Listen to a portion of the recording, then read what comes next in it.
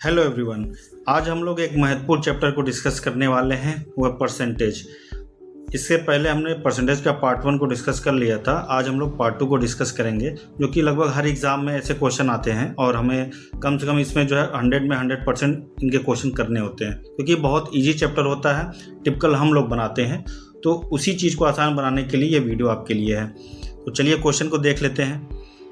Question में कह रहा है कि यदि आयकर को 19% बढ़ा दिया जाता है तो नेट इनकम 6% से गिर जाता है। ठीक है, तो find the ratio of income tax, find the rate of income tax कह रहा है, पूछ रहा हमसे। ठीक है, तो अगर हम ये कहें कि टैक्स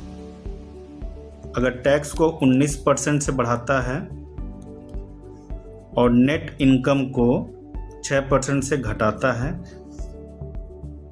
तो इस तरह से आप टैक्स और नेट इनकम का रेशियो आप कितना निकल के आएगा, ये आपका आएगा 6/19। ठीक है, क्योंकि हमें ये पता होना चाहिए कि आप अगर टैक्स प्लस नेट इनकम की वैल्यू को जब ऐड करते हैं तो ये आपकी टोटल इनकम निकल के आती है। ठीक है, यहाँ तक कोई डाउट नहीं होना चाहिए किसी को भी। अगर हमारे पास टैक्स 6 है, नेट इनकम 19 है, तो टोटल इनकम हमारा क्या होगा? टोटल इनकम 19 प्लस 6 ये आपका हो जाएगा 25। ठीक है, तो परसेंटेज कितना होगा?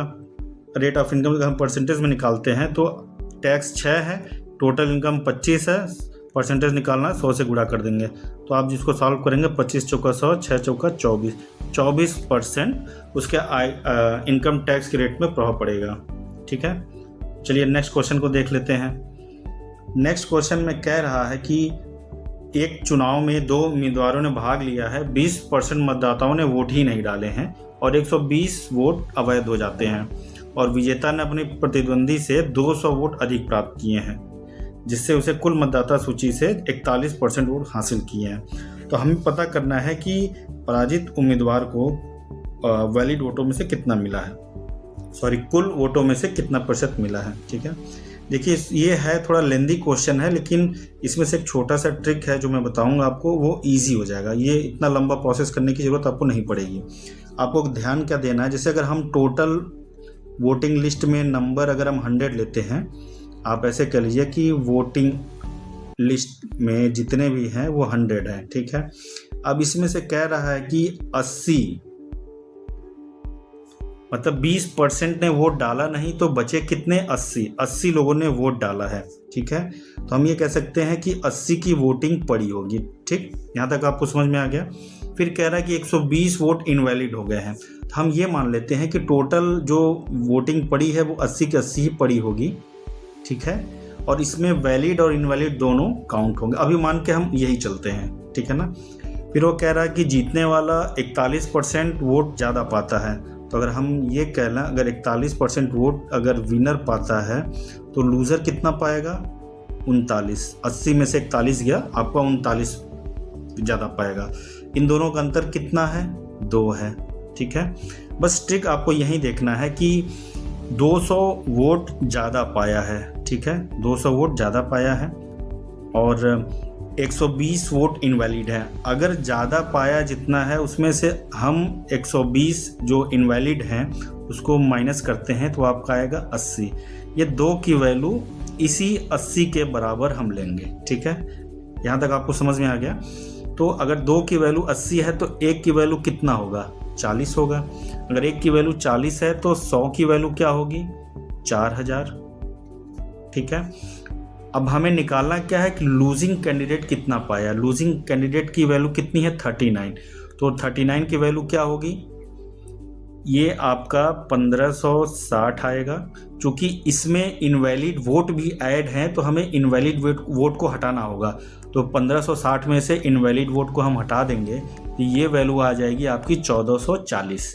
ठीक है, अब हमें पता है कि अगर हमें लूजिंग कैंडिडेट का परसेंटेज अगर निकालना है तो कैसे हम निकालेंगे? हमारे पास देखिए लूजिंग कैंडिडेट का टोटल वोट निकल गया है और वोटिंग लिस्ट का टोटल वोट हमें पता है 4000 है, तो परसेंटेज कितना आएगा? अगर परसेंटेज में निकालेंगे तो ये आपका आएगा 1440 भागा 4000 परसेंटेज निकालना है तो 100 से गुणा। जब आप इसको सॉल्व करेंगे तो ये आपका आ जाएगा 45%। ठीक है, देखिए लेंदी था, बस छोटा सा ट्रिक यही था कि हमने 80 2 बार लिया है और जितने वोट विनिंग कैंडिडेट ने पाए थे उसमें से इनवैलिड को हमने घटा दिया। ठीक है, तो वही 80 के वैल्यू है। हम यहाँ कह सकते हैं कि ये जितने वोट पड़े होंगे वो 3200 पड़े हैं।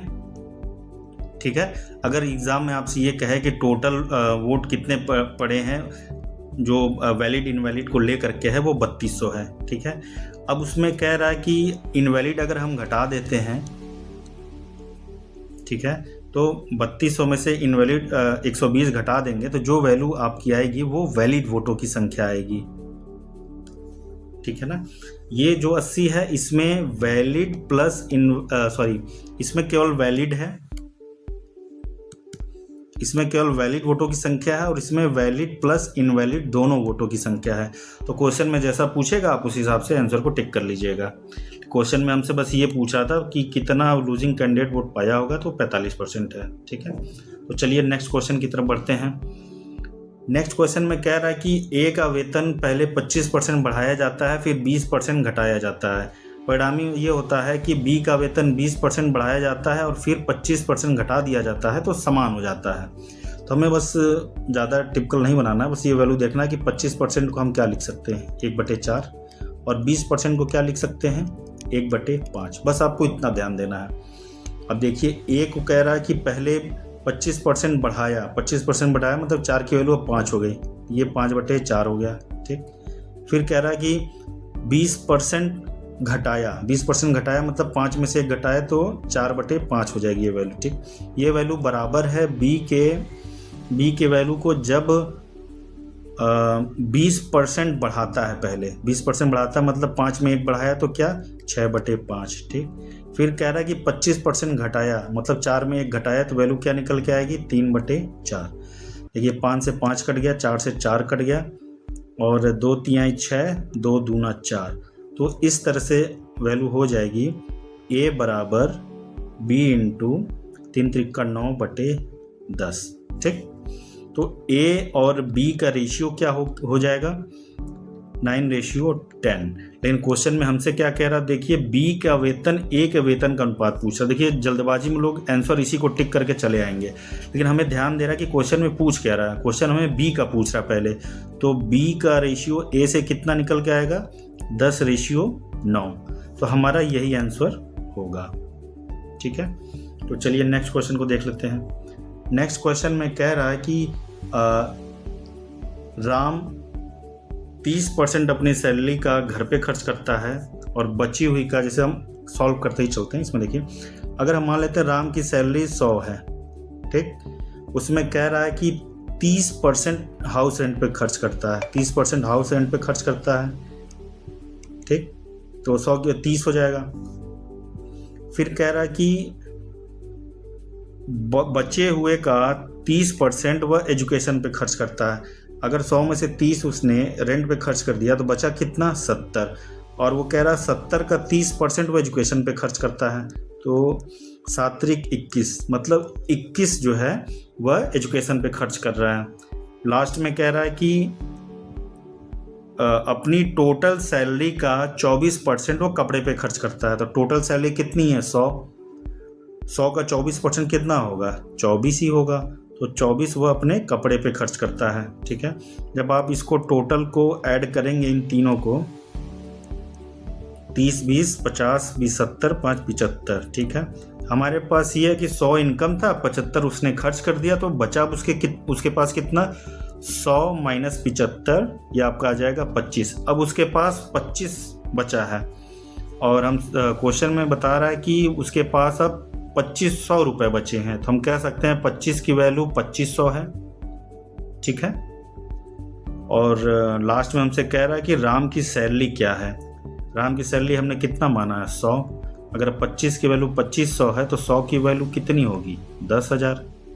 ठीक है, इस तरह से हमारा आंसर 10,000 हो जाएगा। तो चलिए बस आज के लिए हम लोग वीडियो यहीं समाप्त करते हैं। अगर आपको ये वीडियो अच्छा लगा हो तो लाइक एंड सब्सक्राइब कर दीजिएगा, जिससे मैं आप सभी के लिए इसी तरह से बेहतरीन वीडियो लाता रहूँ। धन्यवाद।